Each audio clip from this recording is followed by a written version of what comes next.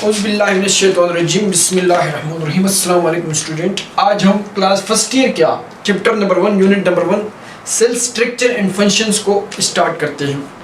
इंशाल्लाह इस यूनिट को हम कंसेप्चुअल वे में पढ़ने की कोशिश करेंगे और हर कन्फ्यूजन्स को दूर करने की कोशिश करेंगे। ठीक है, तो हमारा जो चैप्टर है नाम से जाहिर है सेल स्ट्रक्चर एंड फंक्शन, ये बहुत ही अहम चैप्टर है और इम्पॉर्टेंट चैप्टर है बायोलॉजी का। ठीक है, और फर्स्ट ईयर के जो स्टूडेंट हैं उनके लिए ये बहुत ही इम्पॉर्टेंट चैप्टर है।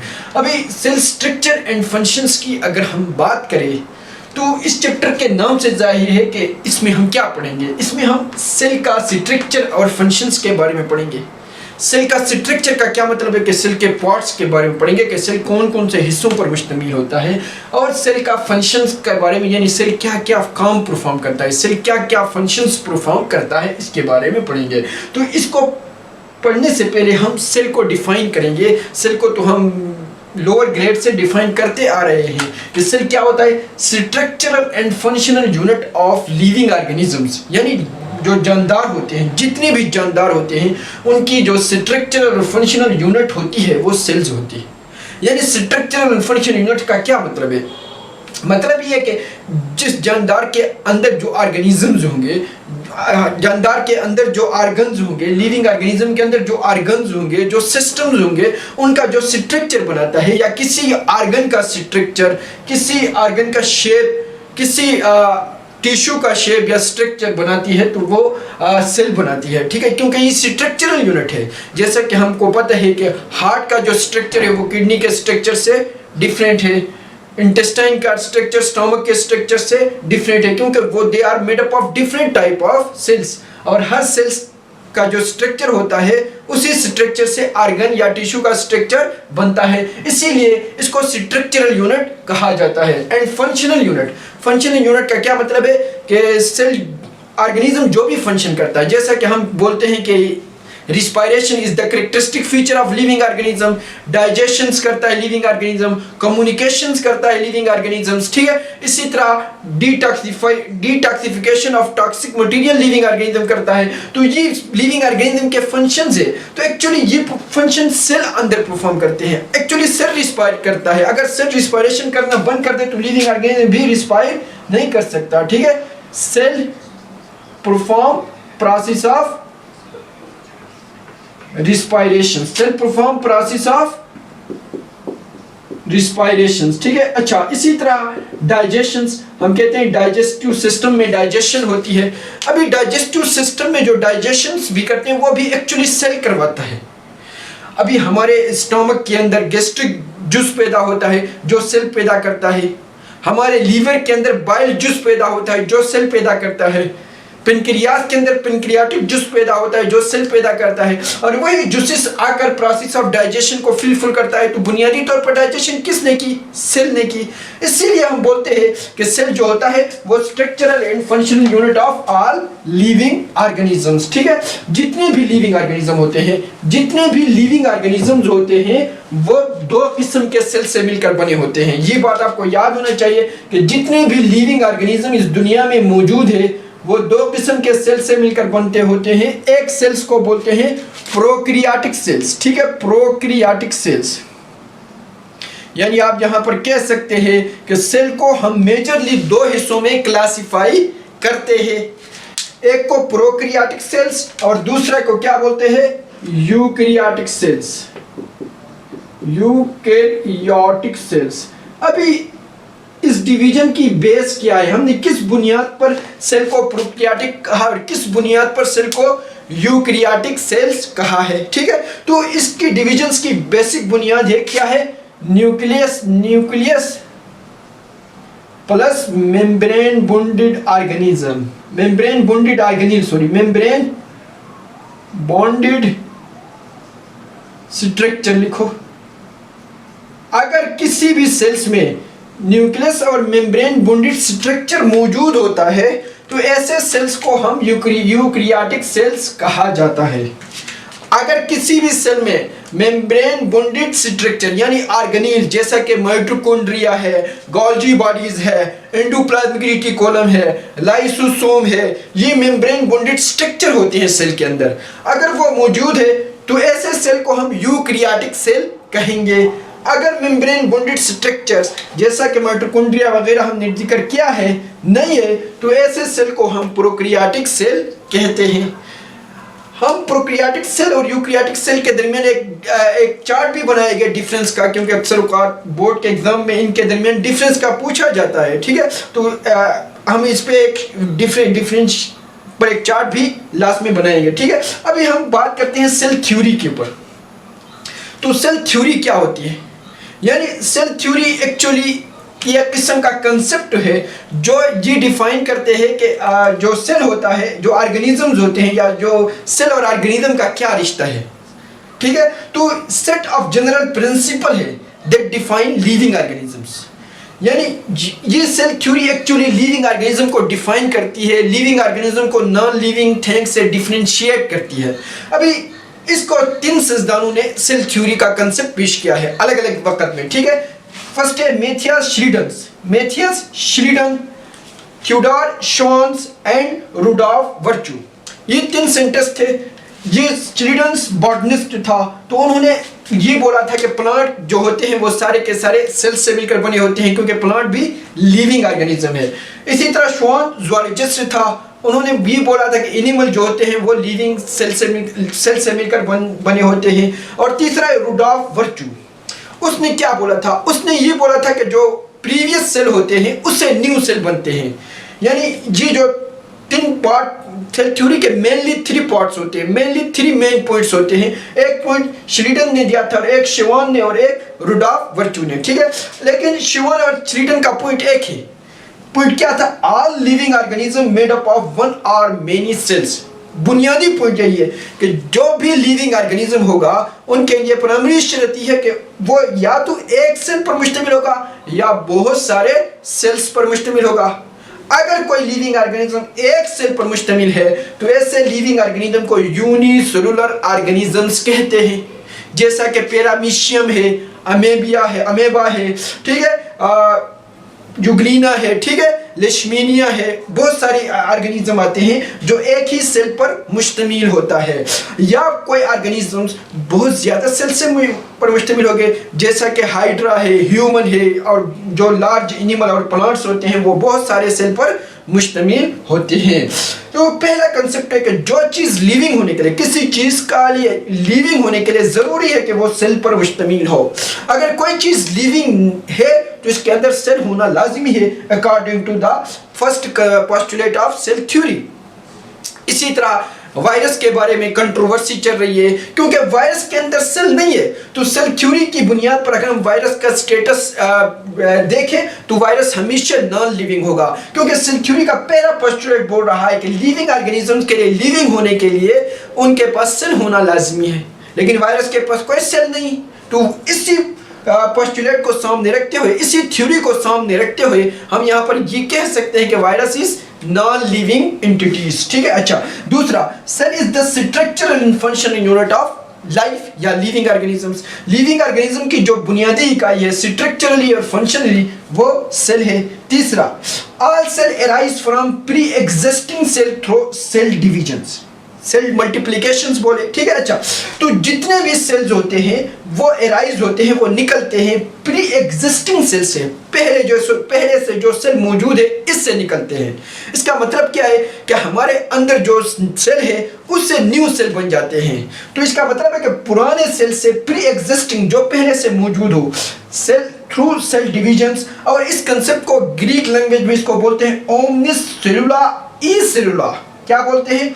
ओमनिस सेलुला ई सेलुला, यानी सेल फ्रॉम सेल, सेल से सेल बनता है, ठीक है। यहाँ पर आपके जहन में एक क्वेश्चन ये आ सकता है कि फर्स्ट टाइम सेल किस तरह आया था। चलो, बाद में जो E2 सेल का तसलसल है, कंटिन्यूटी है कि पहले से सेल मौजूद है तो न्यू सेल बनेंगे। तो फर्स्ट टाइम सेल किस तरह अपीयर हुआ था, तो इस कंसेप्ट को हम एवोल्यूशन में एक थ्योरी पढ़ेंगे, Operon and Heldon theory of evolution. Operon and Heldon theory of evolution ये एक्सप्लेन करती है कि फर्स्ट टाइम सेल किस तरह बना था, और इसके बाद सेल की कंटिन्यूटी को बरकरार रखने के लिए ओमनिस सेलुला ई सेलुला का कंसेप्ट आया।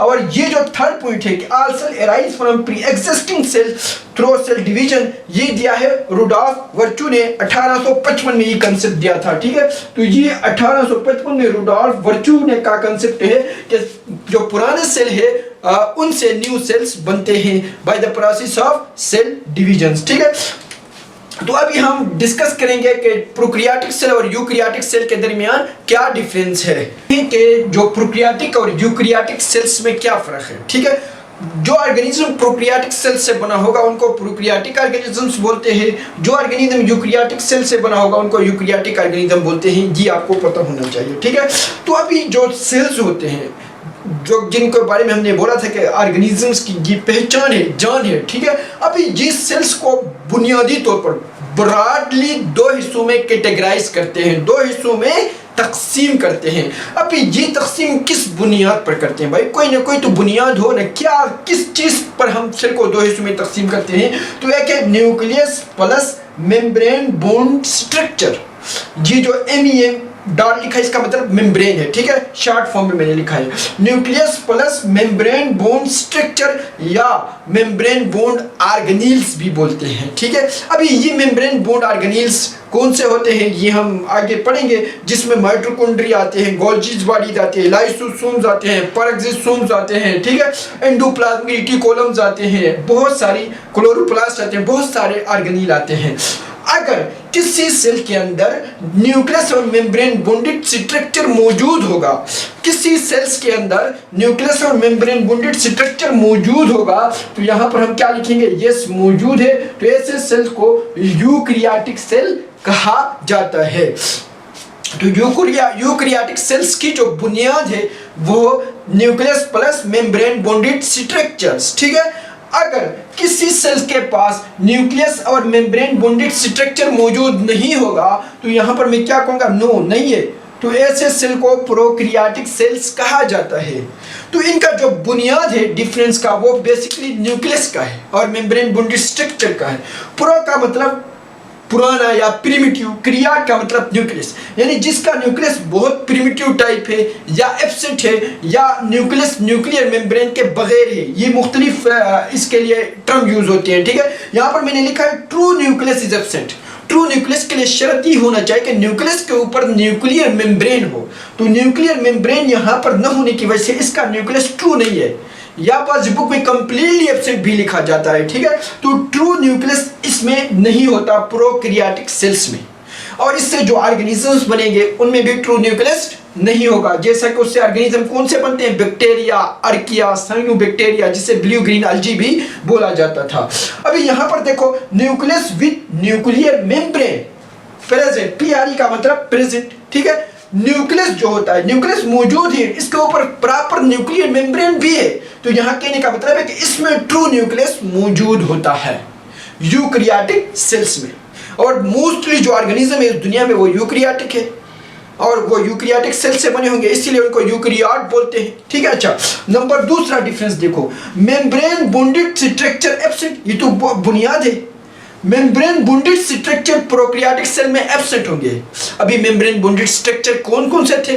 Mitochondria, Golgi bodies, endoplasmic reticulum, lysosome, chloroplast, ठीक है, पेरोक्सिसोम्स, ग्लाइकोसोम्स, ठीक है, सेंट्रियोल, माइक्रोबॉडीज, ठीक है, जिस तरह माइक्रोट्यूब्यूल्स वगैरह, वो सारे के सारे प्रोकैरियोटिक सेल्स में एब्सेंट होते हैं।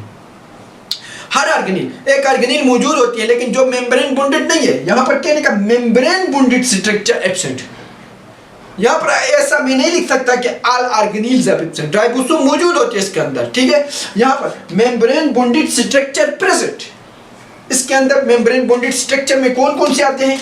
माइटोकॉन्ड्रिया, जिसको मैं MIT से लिखता हूं, क्लोरोप्लास्ट, जिसको CHLORO क्लोरोप्लास्ट, ठीक है, लाइसोसोम्स। तो ये सारे स्ट्रक्चर्स यूकैरियोटिक सेल्स में मौजूद होते हैं और ये सारे स्ट्रक्चर प्रोकैरियोटिक सेल्स में मौजूद नहीं होते हैं। ठीक है, नंबर तीसरा फर्क, DNA scatter in cytoplasm regions called nucleoid. इसके अंदर डीएनए होगा, इसके अंदर भी है, लेकिन इसका डीएनए न्यूक्लियस है नहीं, तो न्यूक्लियस के अंदर किस तरह मौजूद होगा, तो एक सेंट्रल रीजन्स में ये स्कैटर होता है, फैला हुआ होता है, और इस रीजन को न्यूक्लियाइड बोलते हैं। तो न्यूक्लियाइड रीजन्स के बारे में भी आपको पता होना चाहिए। Nucleoid region is the region in prokaryotic cells where DNA are present, जहां पर डीएनए मौजूद होता है। यहां पर डीएनए प्रॉपरली न्यूक्लियस के अंदर मौजूद होगा, तो डीएनए प्रेजेंट इनसाइड न्यूक्लियस।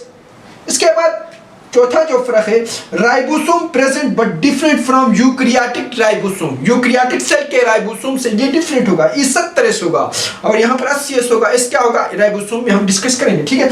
तो इसका जो राइबोसोम है वो प्रोकैरियोटिक सेल के राइबोसोम से डिफरेंट होता है। तो ribosome present but different from prokaryotic cell. Eukaryotic cell का राइबोसोम और प्रोकैरियोटिक सेल के राइबोसोम डिफरेंट होता है। तो एक एमसीक्यू आया होता है कि कौन सा ऑर्गेनील है जो प्रोकैरियोटिक सेल में भी मौजूद होती है और यूकैरियोटिक सेल में भी मौजूद होती है। तो इसका करेक्ट ऑप्शन क्या होगा, राइबोसोम।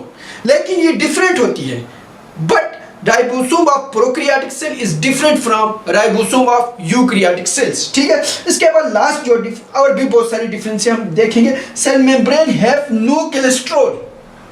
प्रोकैरियोटिक सेल्स मेम्ब्रेन के अंदर कोलेस्ट्रॉल नहीं होता। जो सेल की कवरिंग होती है उसको सेल मेम्ब्रेन बोलते हैं, इसके अंदर कोलेस्ट्रॉल मौजूद नहीं होता। और यूकैरियोटिक के सेल मेम्ब्रेन के अंदर कोलेस्ट्रॉल मौजूद होता है, वहां पर इसका एक खास फंक्शन है, ठीक है। अच्छा, अभी एक और बात कि इसके अंदर भी फ्लैजेला और सिलिया होंगे, इसके अंदर भी फ्लैजेला और सिलिया होंगे, but they have different structure and compositions. क्योंकि यूकैरियोटिक सेल के अंदर जो फ्लैजेला और सिलिया होते हैं they are made up of microtubules, और माइक्रोट्यूब्यूल तो मेम्ब्रेन बॉन्डेड स्ट्रक्चर है जो यहाँ पर मौजूद नहीं, तो वो किसी और चीज से मिलकर बना होगा, ठीक है, जो हम किंगडम प्रोकैरियोट में देखेंगे। अब यूकैरियोटिक ऑर्गेनिज्म जो होते हैं इनको हम तकसीम करते हैं। यूकैरियोटिक ऑर्गेनिजम्स में क्या आता है, प्रोटिस्टा, जैसा कि जिसको हम किंगडम प्रोटिस्टा बोलते हैं। दूसरा कौन सा है, फंजाई, ठीक है, अच्छा फंजाई। तीसरा प्लांट्स, चौथा एनिमल्स, एनिमेलिया या एनिमेलिया एनिमल्स बोलते हैं, ठीक है। तो प्लांट्स, एनिमल, फंजाई और प्रोटिस्टा सारे यूकैरियोटिक सेल से मिलकर बने होते हैं। तो ये सारे यूकैरियोट्स इनको बोलते हैं। किंगडम प्रोटिस्टा को भी यूकैरियोट बोलेंगे, किंगडम फंजाई को भी यूकैरियोट बोलेंगे, किंगडम प्लांटी को भी यूकैरियोट बोलेंगे, किंगडम एनिमेला को भी यूकैरियोट बोलेंगे। क्यों, because they are made up of eukaryotic cell. और यूकैरियोटिक सेल कौन से होते हैं, जिनके पास एक खुसूसियत मौजूद हो। और किंगडम प्रोकैरियोट जो होता है ये बना होता है बैक्टीरिया प्लस अर्किया, ठीक है। बैक्टीरिया और अर्किया जो होता है वो किंगडम प्रोकैरियोट्स में आएंगे, किंगडम प्रोकैरियोटा में आएंगे, ठीक है। और इसके अंदर मुनीरा इसको भी बोलते हैं, बैक्टीरिया, साइनोबैक्टीरिया और अर्किया आते हैं। तो इसके अंदर ये सारी खुसूसियत मौजूद होते हैं। तो बुनियादी तौर पर दो हिस्सों में ऑर्गेनिजम्स को दो हिस्सों में सेल्स को क्लासीफाई करते हैं, और पूरी दुनिया में जो ऑर्गेनिज्म है वो भी दो हिस्सों में क्लासीफाई करते हैं। पूरी दुनिया में जितने भी ऑर्गेनिज्म होंगे इनमें या तो यूकैरियोटिक होंगे कुछ और कुछ प्रोकैरियोटिक होंगे, लेकिन प्रोकैरियोटिक ऑर्गेनिज्म इनविजिबल होते हैं, माइक्रो ऑर्गेनिज्म होते हैं जो हमें नजर नहीं आते। यूकैरियोटिक ऑर्गेनिज्म में कुछ माइक्रो होते हैं और कुछ मैक्रो होते हैं। ये सारे के सारे प्रोकैरियोटिक ऑर्गेनिज्म जो होते हैं वो एक सेल पर मुश्तमिल होता है, और यूकैरियोटिक ऑर्गेनिज्म एक सेल पर भी मुश्तमिल होता है जैसा कि किंगडम प्रोटिस्टा है, और बहुत सारे सेल पर भी मुश्तमिल होता है जैसा कि फंजाई है, प्लांटी है, एनिमेला है। ये हम आगे डिस्कस करेंगे। हमारा ये जो चैप्टर है, तकरीबन ये जो बुक है ये आधा इसी चैप्टर पर मौजूद है, प्रोटिस्टा, फंजाई, प्लांट, एनिमेला और प्रोकैरियोट, ठीक है। ये एक चैप्टर बने हुए हैं, तो एक चैप्टर 2, 3, 4, 5 चैप्टर इस पर बने हुए हैं। तो ये बहुत इंपॉर्टेंट कंसेप्ट और बहुत ही इंपॉर्टेंट चैप्टर है, इसीलिए इसको आपने कंसेप्चुअली पढ़ने की कोशिश करना है, ठीक है। ये आज का लेक्चर था, उम्मीद है आपको समझ आया होगा। इंशाल्लाह नेक्स्ट लेक्चर में फिर मिलेंगे, तब तक के लिए अपना ख्याल रखिएगा। अल्लाह हाफिज़।